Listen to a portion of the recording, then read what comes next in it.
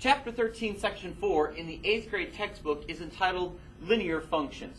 So we've been talking about lines, and here it is again in a different section here. We're talking about what is a linear function now. It's really the first time we've really seriously used the idea of a function. Usually we've just talked about an equation. So now we have to put this in a new context, the context of a function.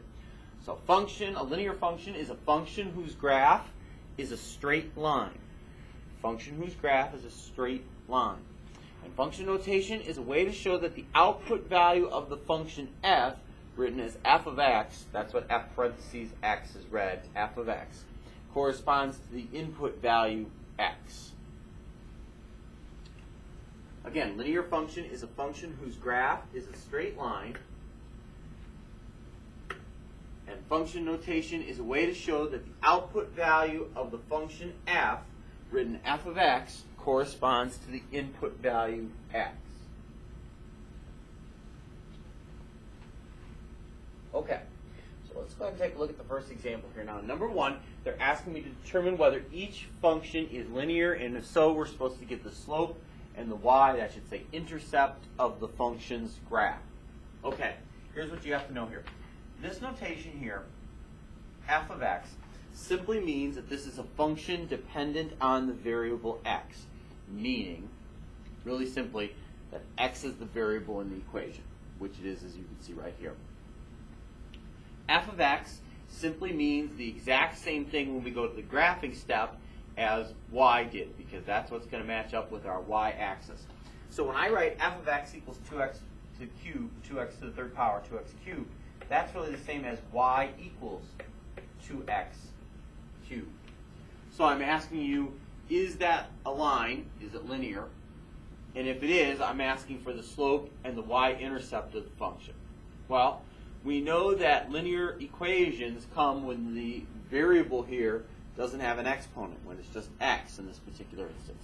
But that's x cubed, so that means that one's not going to be linear, right? Anytime it has an exponent other than 1, which is exactly what they're explaining right here, it's not going to be a line. When we come down to b, f of x equals 3x plus 3x plus 3, there's some simplification that can be done there. All right, they're going to go ahead and put these two 3x's together to come up with 6x. So this guy is rewritten as 6x plus 3. So I have the function is equal to 6x plus 3. Well, again, change this to y. It has the same meaning. All right, if I do that, that's written in slope intercept form. So that means that this one is not only linear, but we can really easily identify the slope and the y-intercept. Right, the slope here, when it's written in slope-intercept form, is the number in front of the variable. So the slope here is 6. So if I graph this, it's going to have a slope of 6. Go up 6 and write 1. And the y-intercept here is going to be 3. Meaning when I draw that graph, the first thing I'm going to do is put a dot on the y-axis there at the point 4, 3.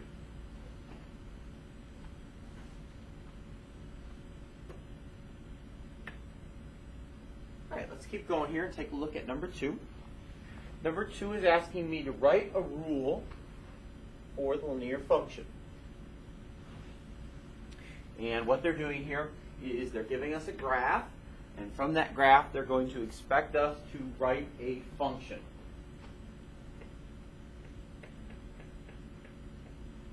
Now the trick here is what we're going to do is we're going to write this just like we write the equation of a line. But as you recall from what we did in the last example there, what we have to do then is change where we write it as y into f of x to show that it's a function dependent on x. Again, that's really the only difference between functions and equations there, is in a function you're telling me what variable the whole thing is revolving around. All right, so we can write this in any form we want here, but what they do here is they're going to go with slope-intercept form, because the graph very clearly shows us where it's going across the y-axis, and we can calculate the slope pretty easily here. All right, so if we go to slope-intercept form here, that's y equals mx plus b form.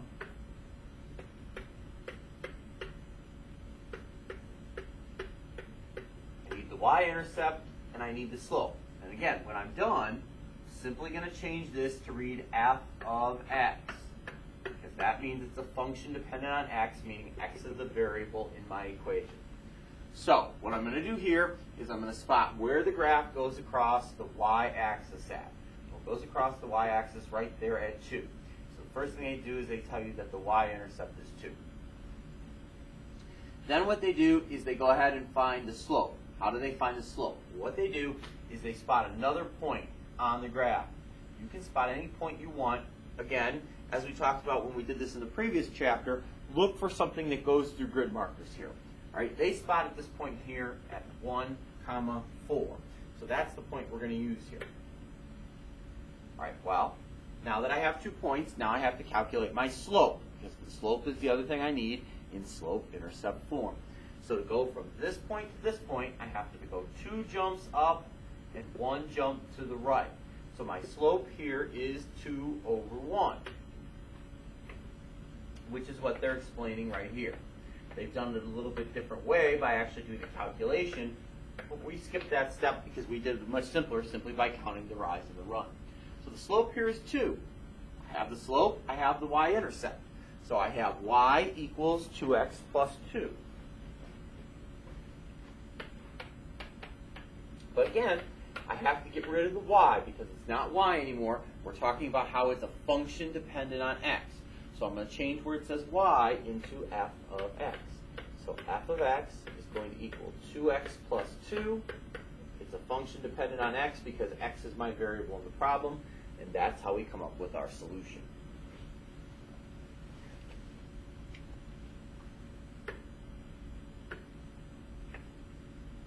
All right, here's question number 3. It says a video game club costs $15 to join. Each game that is rented costs $150. Find a rule for the linear function that describes the total cost of renting games as a member of the club and find the total cost of renting 12 games.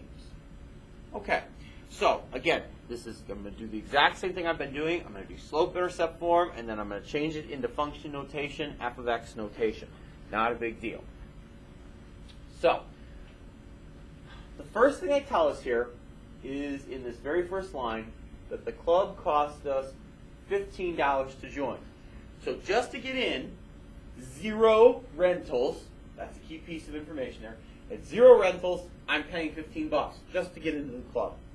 All right? Well, $15 is then going to be my y-intercept. Y. Right? My x-axis is going to represent how many rentals I have.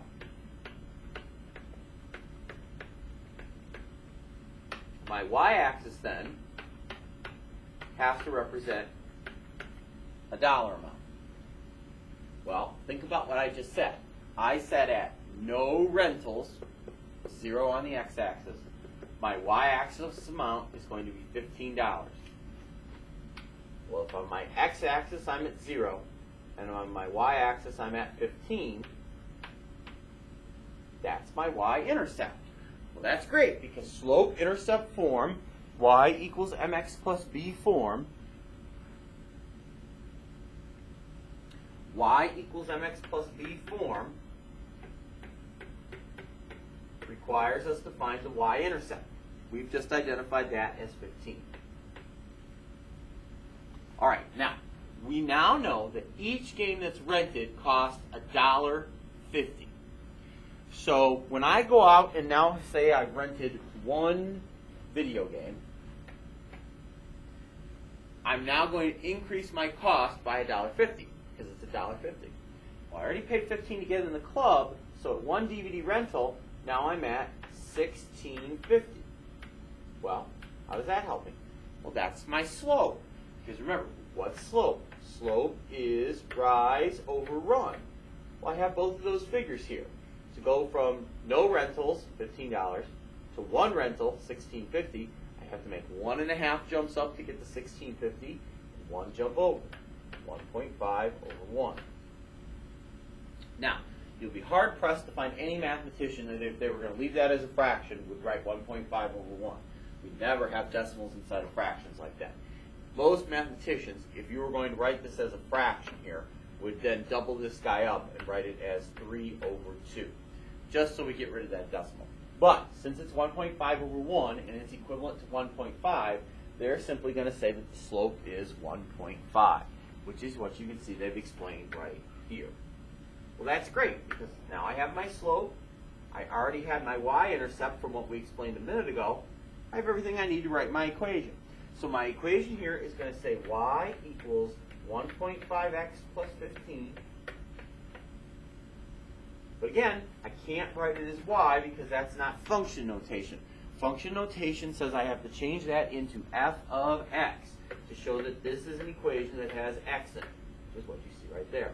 So we write f of x equals 1.5x plus 15. Now, have the equation. Now what they're saying is how much is it going to cost me to rent 12 games. So what's implied there is they want me to change x into 12.5, which makes sense because the x-axis, remember, as we set it up, is how many rentals we have. So I'm going to change x into 12 and solve. Once I solve this guy out, that's how much I'm going to spend for 12 rentals. Well, 1.5 times 12, that's going to give me 18, plus the 15 that's here at the end changes into 33. So for joining the club and then renting 12 games, I'm going to be out $33.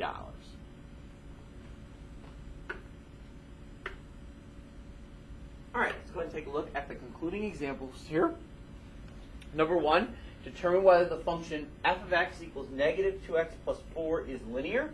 And if so, we're supposed to give the slope and the y-intercept of the function's graph. All right, so remember, to figure out if something's linear, we have to look and see the exponent, because it has to be something that has no exponent, because in all of our forms, whether we do standard form or slope-intercept form or point-slope form, whatever, the variable is always single-powered when it's a line. As you've seen as we practice this, as we've gone through problems with squares in it, and cubes in it, as powers on x, all of a sudden, or the exponents on x rather, those have turned into something else. Since x here is single-powered, that means this is going to be linear. Now they're asking me for the slope and the y-intercept. Well, this one is written in slope-intercept form. Right? M is the slope, B is the y-intercept, like you saw in the last chapter. Again, you're just changing this to y because it really means the same thing for us right now. So the slope here, slope is negative 2. Y-intercept here is 4.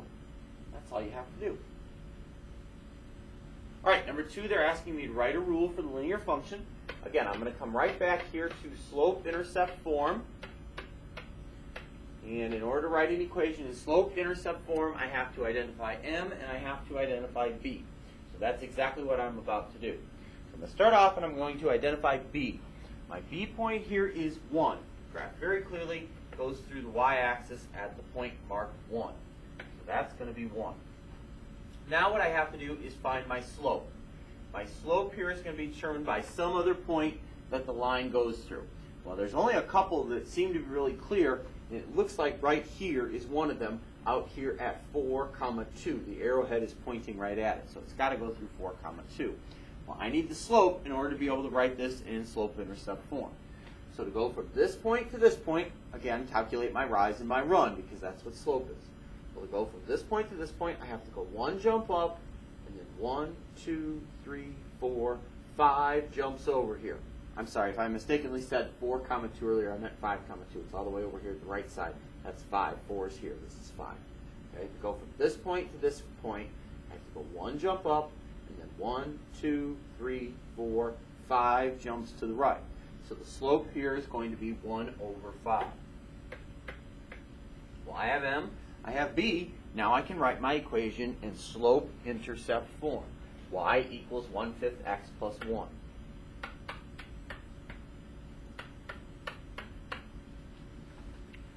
Okay, now, at this point, just have to change this to function notation. Again, function notation gets rid of y, and it's going to change that into f of x to indicate that this is a function dependent on x, meaning x is the variable in this guy here. And it is. This will be the only variable we have left. So we'll change that to f of x. It'll say f of x equals 1/5 x plus 1, and no surprise, that's our solution.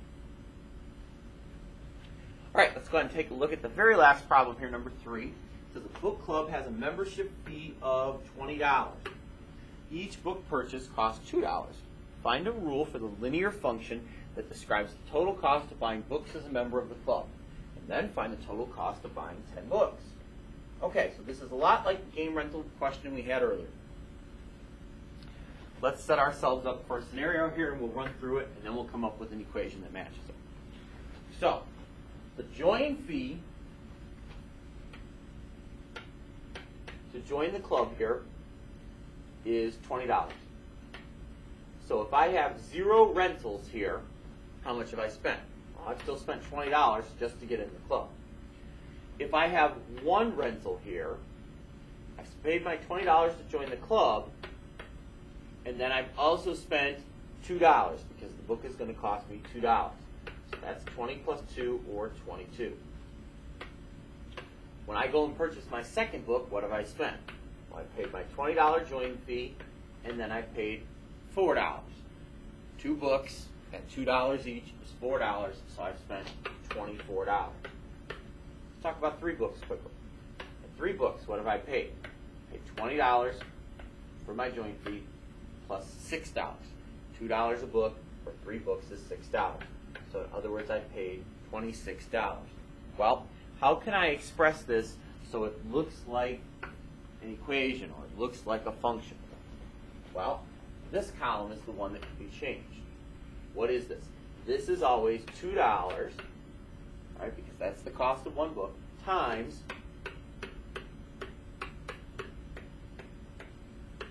the number of books. Right? So here, when I did $2, I really did 2 times 1. $2 times 1 book. Here, where I came up with $4, I did 2 times 2. $2 times 2 books. Here, when I came up with 6, I did 2 times 3. $2 times 3 books. Right? Well, I don't know how many books. That's the problem. That's how we're going to come up with a function. The function has to represent every possible scenario. So instead of 2 times 1, or 2 times 2, or 2 times 3, it's going to be 2 times x. Right, where x is going to represent how many books I have. Well, now I've come up with an equation there. Right, I've got y equals 20 plus 2x. All right, now you can see that that looks a little bit different than the answer we have that's in the box for a couple different reasons. A, they wrote their answer in slope-intercept form. We've seen slope-intercept form over and over and over again in this presentation. Slope-intercept form always has the x component first. So I'm going to go ahead and flip these around and rewrite this as y equals 2x plus 20. Better, looks closer. Right? Problem is now, this is not function notation to have y. Function notation has to have f of x indicate that the variable in the problem is x. So I'm going to rewrite this as f of x equals 2x plus 20. And now you can see we have a match. Now, answer the question now. They want to know the total cost of buying 10 books. Well, x is how many books? Remember when we came over here, it was 1 book, 2 book, 3 books. So I'm going to change x into 10 and do 2 times 10, which is 20, plus another 20, which turns out to be 40. So 10 books cost me $40. One other thing I want to mention here, in all these questions, because we're really talking about graphing, we've happened to use x.